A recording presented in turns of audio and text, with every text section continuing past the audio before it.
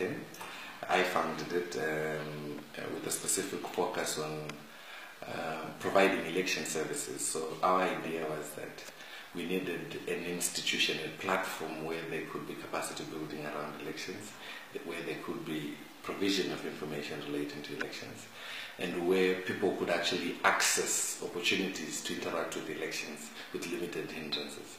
And our specific focus was that we had to engage with young people, coming from a background where we felt that young people had been excluded from fully exercising their rights to get themselves involved in democracy and election processes. So since 2010, that's part of the work that we've been doing, where the focus has been to engage with young people, to build their capacity to understand elections, where we've then said we need to facilitate a process where young people directly engage with elections through registering to vote and coming out to vote, where we build capacity of young people to actually be candidates in elections so that they stand for office, but beyond elections, to focus on how we can get Zimbabweans to follow up the vote by engaging those that they've elected into office. And this is what we've done in the post-2013 election, where we have been running rural and urban programming around creating platforms for citizens to engage with elected officials, to hold them to account as the leaders.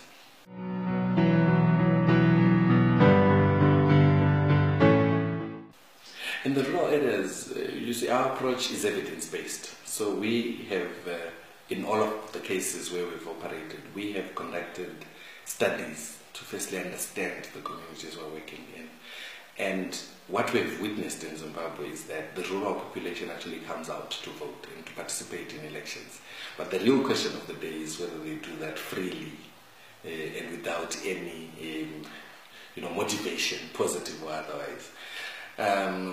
But the rural folk tend to fully engage with the democratic processes. Part of the challenge that we've witnessed at times is that they tend to participate from a very uninformed position. So they're participating not because they know that it's their right to do so, in a lot of the cases, but because they have been asked to do so, they've been induced to do so, like I said, positively or otherwise. So that is what we've witnessed. But in our engagements with them, where we've started to build their capacity to appreciate democratic processes and electoral processes, we've found that some of them have become quite enlightened. Some of them have started even to hold people what we'd call duty bearers to account. Some of them have started to freely express themselves. But sadly, the environment in some of these communities makes it very risky for these communities to fully engage with democratic processes. Hence, our attempt to then say, how do you create safe platforms for communities to still engage with democratic processes? So you will find that our approach is centered on creating groups of informed Zimbabweans at the rural level who then work through peer-to-peer mechanisms to mobilize each other. So in these circles that they've created, we call them community action committees. They don't hold public events or public engagement meetings. They actually use their existing relationships to talk to each other, to share information, to raise awareness on important things relating to democracy and governance. And they share that information via mobile phones, via relatives visiting each other, via friends visiting each other, via ordinary community-based initiatives that they already do have. So we don't create a totally new platform for them to engage, because that exposes communities to the dangers of congregating without the requisite authority, one from the police, because the police perception is that they need to be asked in terms of a permission for communities to meet. We don't agree that these communities need to seek for authority to meet with the police. But the communities themselves have organized themselves, and they've started to engage with their own leaders on their own terms.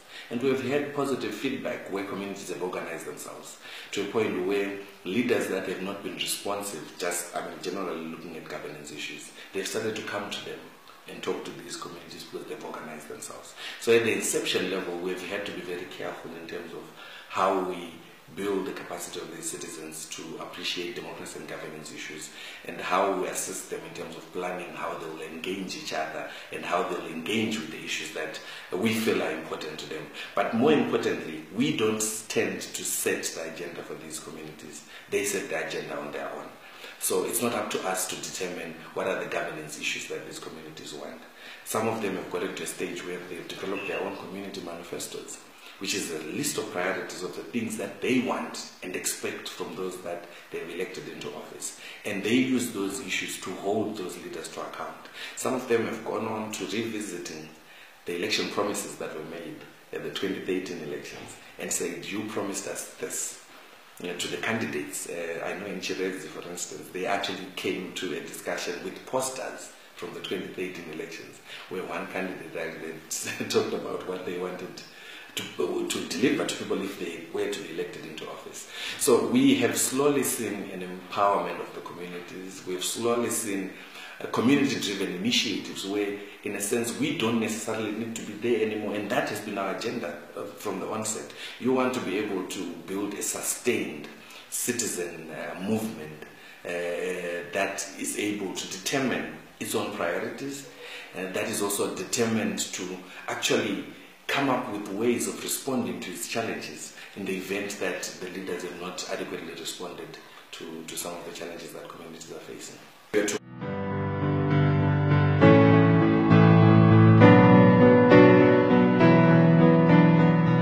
back to 2013, we had elections, and those elections were informed by what had happened in 2008.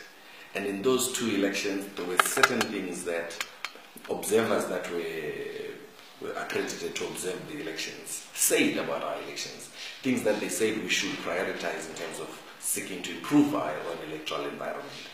And I will particularly focus on what SADC and AU said about our elections, because these are our peers, they are Africans, they are our brothers. So given at times the polarized nature of our politics, you don't want to make reference to international standards when you can talk about standards in terms of what our own peers have said. So a lot of the things that were said about the 2013 elections remain unresolved.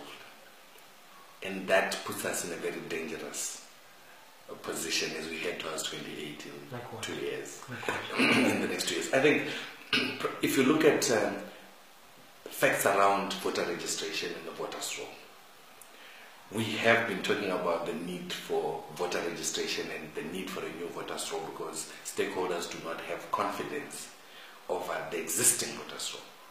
There have been allegations, some of which have been proven, about the very bad state of our voters' roll in the voter registration process, where there have been allegations around the existence of dead people on the roll, the fact that it's not current.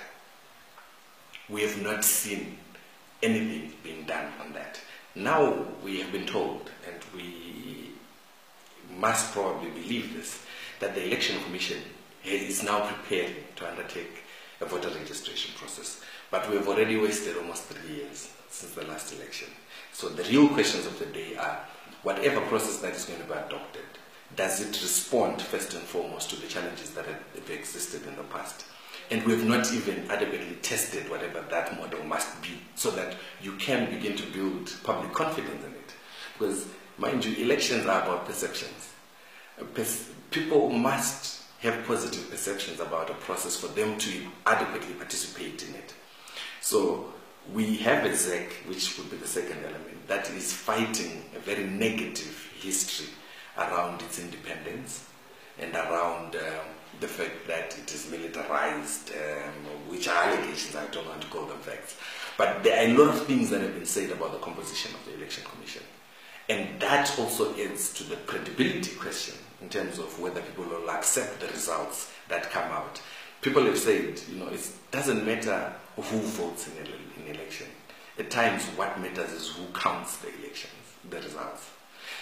So if that is the case, and we've seen through our past elections, then ZEC has a long way to go in terms of building public confidence in them as a credible body that people can trust, where people can then say, we now have confidence to go and deposit our vote because we know at the end of the day, what comes out of the vote will be reflective of what we want.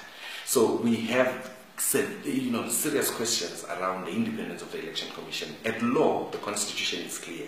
The Election Commission must be independent. And by independence, the definition is that they are independent of executive and political influences. But you'll find that the Constitution says one thing, which is positive, that they must be independent in all manner. When you go to the Electoral Act, you then hear another story where a lot of their functions are determined by a minister, the Minister of Justice. And the Minister of Justice is a player in the elections. So if he's determining what rules are supposed to be put out for elections, then that does not augur well with the whole concept of freeness and fairness in the election process. It challenges the whole question of integrity in the election process. If you look at the question of funding, and gladly, I think now the Commission is receiving its own money directly from Treasury. In the past, they actually had to get money from the Ministry of Justice. So you cannot, and this is still around the independence of the Election Commission, you cannot expect a commission that does not control its own resources to be independent. And that is a fundamental issue. The fact that they are not accessing resources, they've been running by elections for now, where there's been no budget for it. So naturally, the quality of elections is affected by the issue of resources. The less resources you have, the less investment you will have in terms of promoting the critical areas that support the democratic process. So to me, these are some of the issues that remain hanging looking at 2018.